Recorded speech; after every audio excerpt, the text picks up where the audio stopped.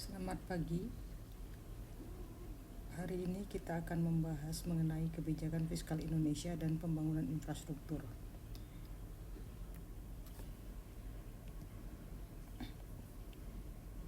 Kuliah ini akan dibagi atas 3 bagian besar, yaitu pertama kita akan membahas mengenai kebijakan fiskal dan pembangunan infrastruktur di Indonesia, kemudian secara umum mengenai economic of infrastructure, dan kemudian pembangunan infrastruktur di Indonesia.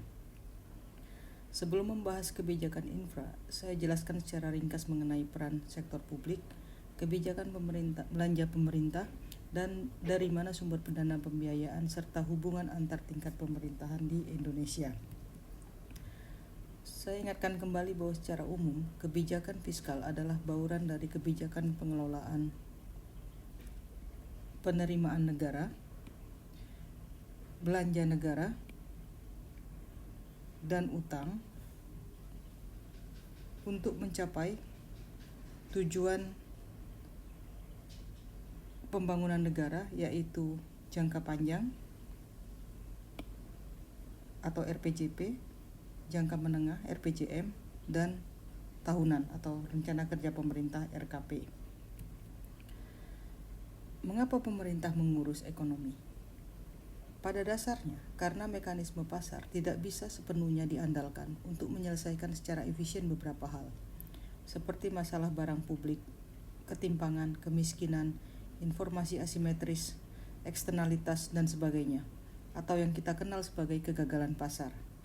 Salah satu instrumen penting untuk memfasilitasi dan mengoreksi pasar adalah melalui kebijakan fiskal, yang tentunya berkaitan dengan hubungan antara penerimaan dan belanja, penugasan untuk tiap lapisan pemerintahan, dan bagaimana pemerintah bisa mengelola utang secara sustainable. Salah satu teori yang sangat terkenal mengenai penyediaan barang publik adalah dari Musgrave and Musgrave.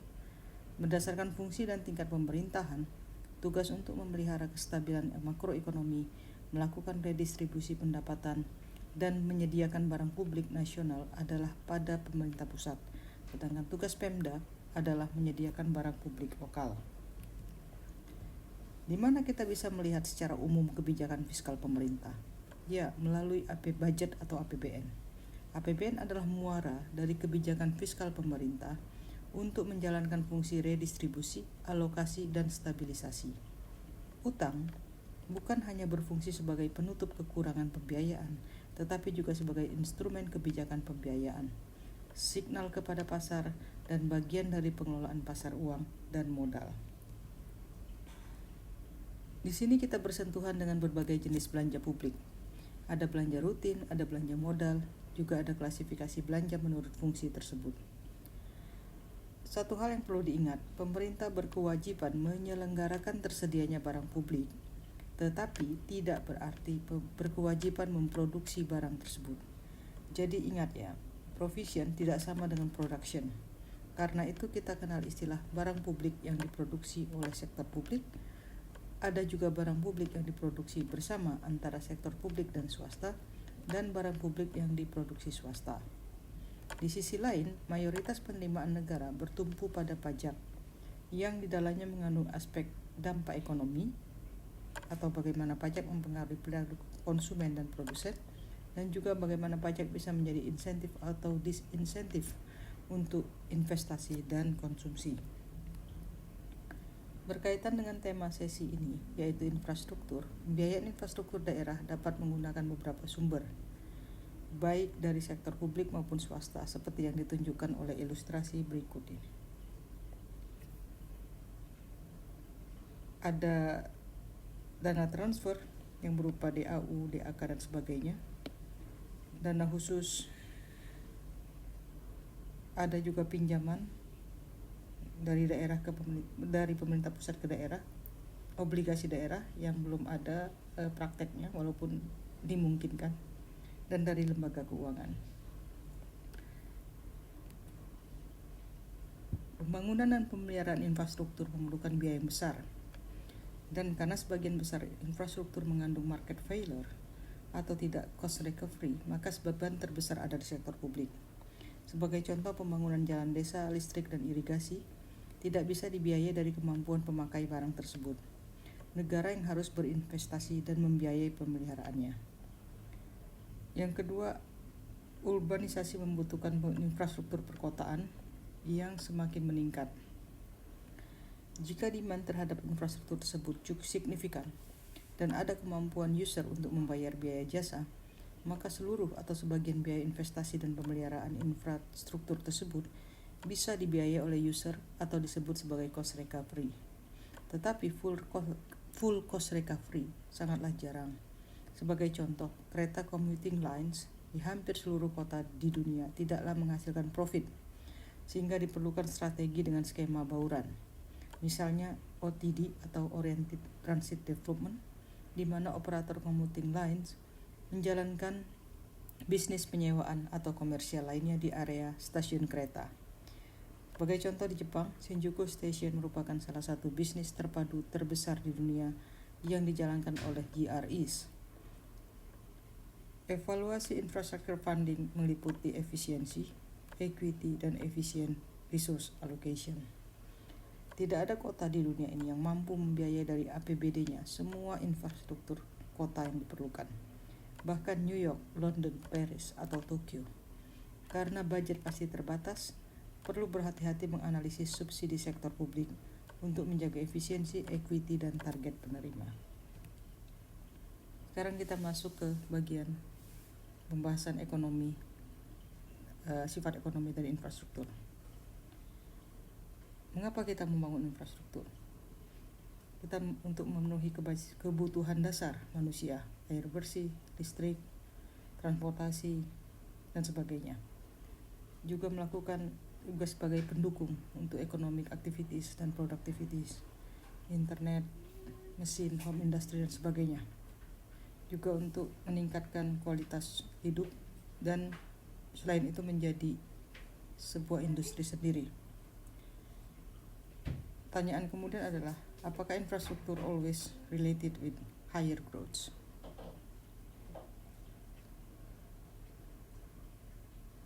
Yes and no. Jika Anda membaca literatur mengenai dampak makro infrastruktur secara agregat, maka akan mendapati berbagai temuan, positif atau netral. Yang lebih relevan adalah analisis dampak per kasus atau proyek infrastruktur. Analisis ini kompleks karena faktor yang menyebabkan sukses atau gagalnya suatu infrastruktur sangat banyak mencakup dari faktor eksternal, ekonomi secara umum, perubahan teknologi dan sebagainya, faktor institusi dan regulasi, faktor pembiayaan, faktor operasional dan sebagainya. Jadi kita harus berhati-hati dalam membaca suatu kajian mengenai dampak infrastruktur. Infrastruktur unik. Karakternya agak berbeda dengan investasi sektor lain seperti manufacturing. Dia lumpy atau memerlukan large upfront investment and followed by several years of no new investment and income stream is steady.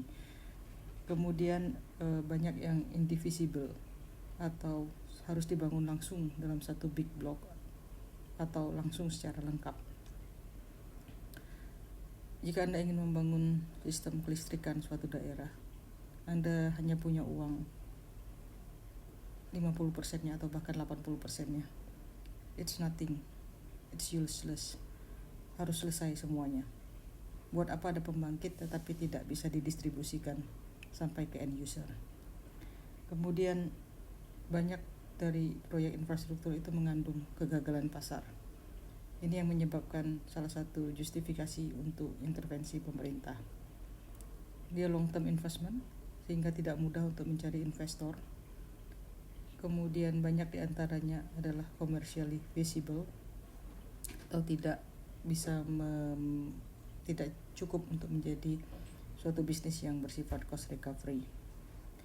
Beberapa kegagalan pasar yang tipikal berasosiasi dengan infrastruktur adalah sifat infrastruktur yang berupa public goods atau big goods, misalnya saja jalan pedesaan, irigasi, listrik desa dan sebagainya. Kemudian incomplete market, di mana total supply is insufficient to meet the needs of consumer, dan beberapa infrastruktur bisa meningkatkan inequality.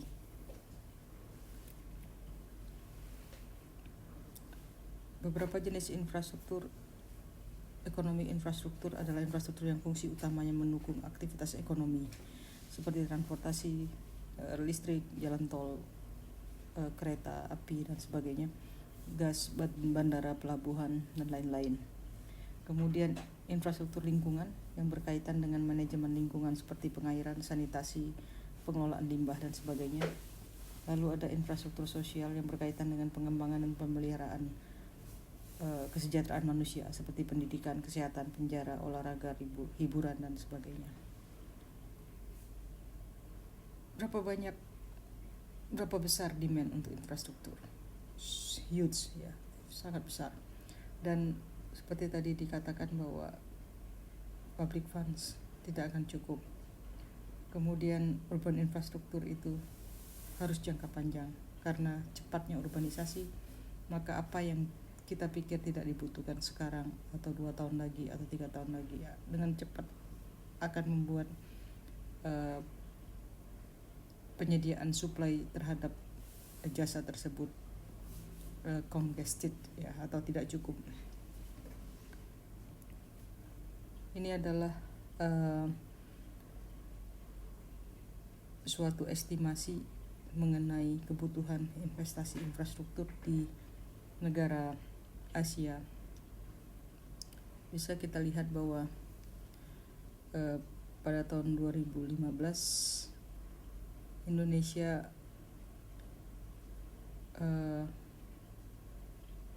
menginvestasikan jumlah investasi infrastruktur di Indonesia sebesar 23 miliar dolar, sedangkan menurut kebutuhan sebesar 70 billion USD, sehingga terdapat 47 miliar dolar gap atau kurang lebih sebesar 4,7% dari GDP. Jika pembangunan infrastruktur itu dilakukan dengan mempertimbangkan perubahan iklim, maka lebih besar lagi biaya yang dibutuhkan dan lebih besar lagi gap yang ada, yaitu sebesar 5,1% of GDP. Ini adalah gambaran mengenai economic benefits jika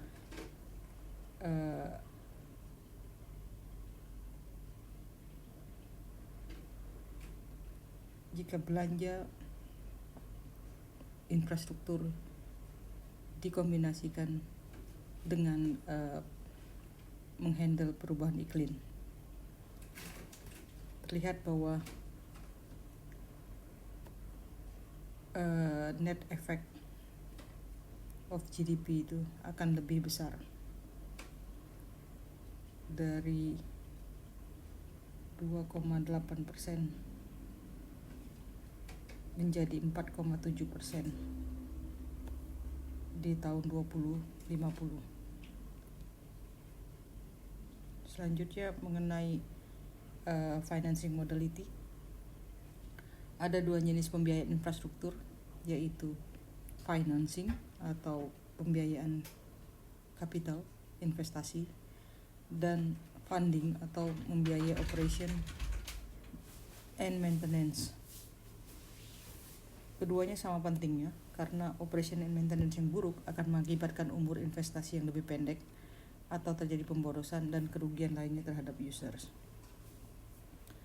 Dari mana sumber pembiayaan? Kita lihat gambar ini. Di area vertikal sebelah kiri menunjukkan jenis infrastruktur dan pembiayaan secara konvensional atau traditional procurement. Di area vertikal sebelah kanan adalah skema public-private partnership, dan area horizontal kita bagi 2. Bagian atas adalah domain atau ranah swasta, dan bagian bawah adalah ranah publik. Biasanya ya, infrastruktur itu akan terkumpul dalam bentuk seperti ini, segitiga piramid,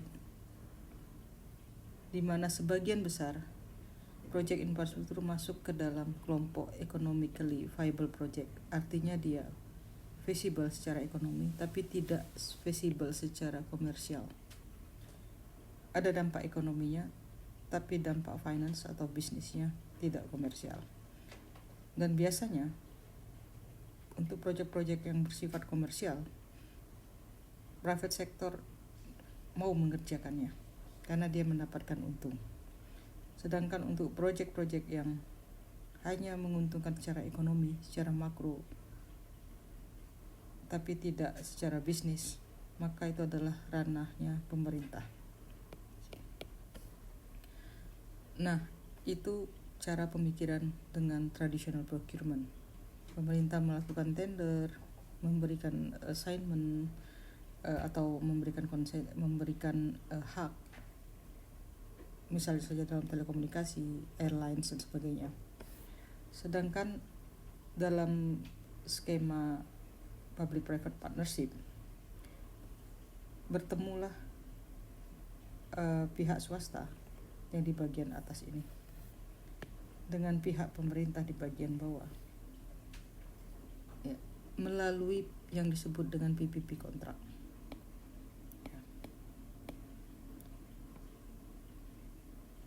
Yang diberikan oleh pemerintah terhadap konsorsium yang membentuk special purpose vehicle, ya, di mana mereka yang berhubungan dengan mencari sumber keuangan, membayar kontraktornya,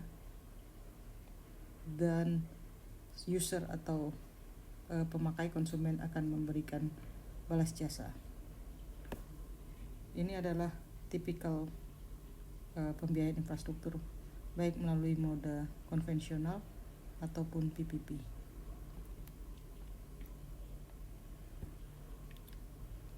Tapi kebanyakan proyek infrastruktur tidak financially viable.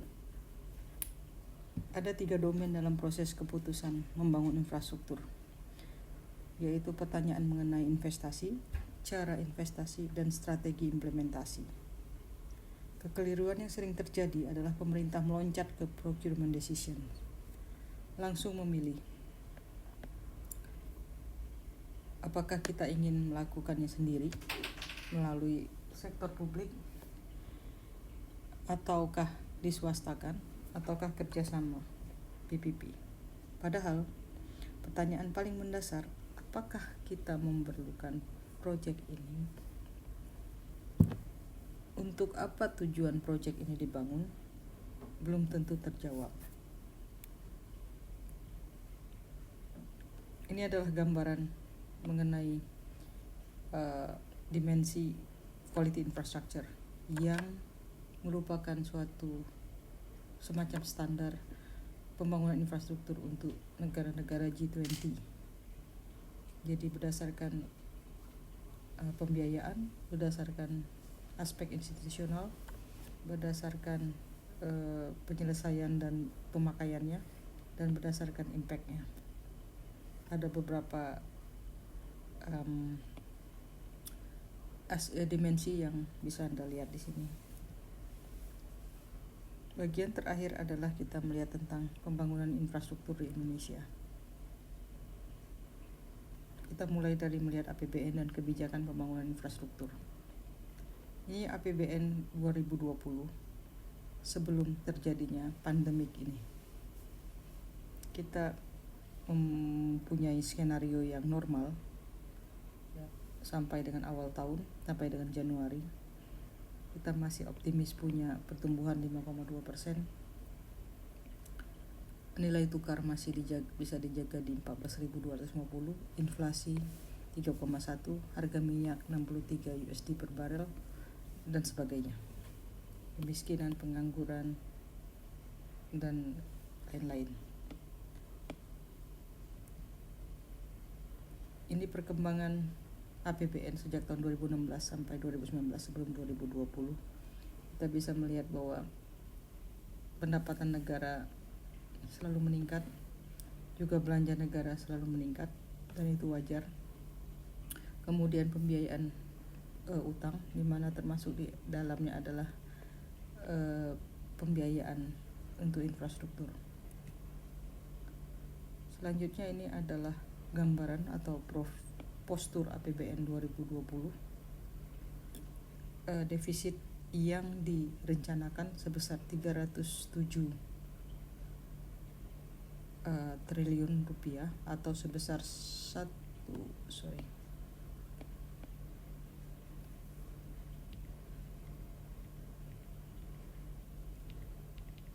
atau sebesar 1,76% dari PDB. Anda tentu membaca bahwa terjadi perubahan besar-besaran di alokasi dana untuk semua kementerian dan juga sektor karena adanya pandemik ini. Pergeseran ini tentu akan mempengaruhi sektor infrastruktur, termasuk yang sedang berjalan atau yang baru rampung. Demand and supply pada saat yang sama menurun drastis. Dan ini tidak cuma dialami oleh Indonesia tetapi di seluruh dunia. Ini adalah bagaimana pemerintah di 5 tahun yang lalu, 5 tahun ke belakang merencanakan pembangunan infrastruktur dan bagaimana source of financing-nya. Ada kebutuhan yang diharapkan keluar dari pemerintah, yaitu sebesar sekitar 20%, sedangkan dari BUMN dan PPP adalah the rest. Capaian pembangunan infrastruktur kita sampai dengan tahun lalu bisa dilihat di sini. Kemudian untuk RPJMN 5 tahun mendatang ini direncanakan sebesar 5.957 triliun, di mana 40%-nya datang dari pemerintah, 25% dari BUMN dan 35% dari swasta. Dan sektor yang paling utama adalah transportasi.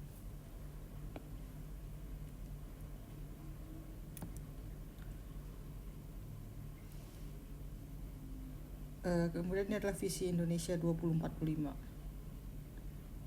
mengenai peningkatan energy security, kemudian pembangunan daerah yang merata, dan juga pembangunan infrastruktur yang terintegrasi dan merata, sehingga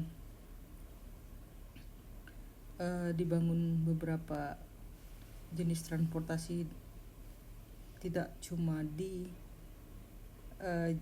Jawa dan Sumatera tetapi juga di daerah timur.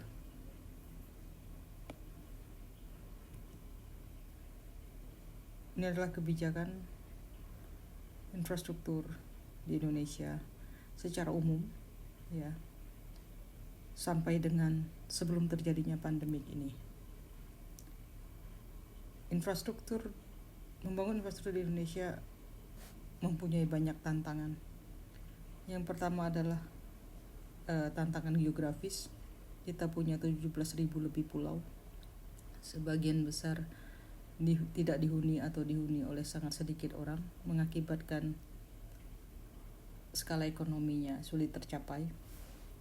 Kemudian kita hidup di dalam lingkar ring of fire, banyak bencana alam yang berkaitan dengan gunung berapi dan gempa, sehingga berbahaya juga bagi beberapa infrastruktur. Kemudian kita mempunyai distribusi yang tidak merata. Pulau Jawa yang luasnya hanya kurang dari 10% dari total Indonesia dihuni oleh lebih dari 50% penduduk di Indonesia. Kita mengalami defisit infrastruktur selama berpuluh-puluh tahun. Kita mempunyai kekurangan dana publik untuk membangun infrastruktur. Kita juga masih kurang mampu untuk menarik private sector participation, ya, PSP, atau dalam istilah lain adalah PPP. Ini adalah industri infrastruktur. banyak kekurangan kita di sini yang belum bisa mengakibatkan tersedianya semua support untuk membangun infrastruktur secara efisien. Sebagai gambaran, kita bisa lihat di sini dari Jakarta untuk ke Balikpapan perlu 1.235 km. Jarak dari Surabaya ke Jayapura itu 3.143 km, lebih jauh daripada jarak antara London dan Istanbul. Di sisi lain, densitas atau kepadanan penduduk per kilometer di Jawa yang sangat padat ini sangat kontras dengan di Papua dan Maluku dan Kalimantan, mengakibatkan perdagangan dan distribusi barang konsumsi terutama sulit mencapai economy of scale dan efisiensi logistik yang sama. Ini adalah skor dan ranking 4 negara ASEAN, Indonesia, Malaysia, Thailand, Vietnam, untuk infrastrukturnya. Kita bisa lihat Indonesia berada di ranking 72 secara umum, masih jauh di bawah Malaysia 35, dan jangan dibandingkan dengan Singapura yang bahkan negara-negara OECD saja kalah. Kita masih dekat-dekat dengan Thailand dan masih menang sedikit di atas Vietnam. Tetapi untuk beberapa connectivity perkapalan shipping misalnya, kita ada di ranking 36, sedangkan Malaysia di ranking 5 dan Vietnam di ranking 19. Ini ada beberapa buku yang saya ikut menulis, bisa di-download for free ya, satu bersama UNESCAP dan satu lagi bersama ADB. Sekian dan terima kasih.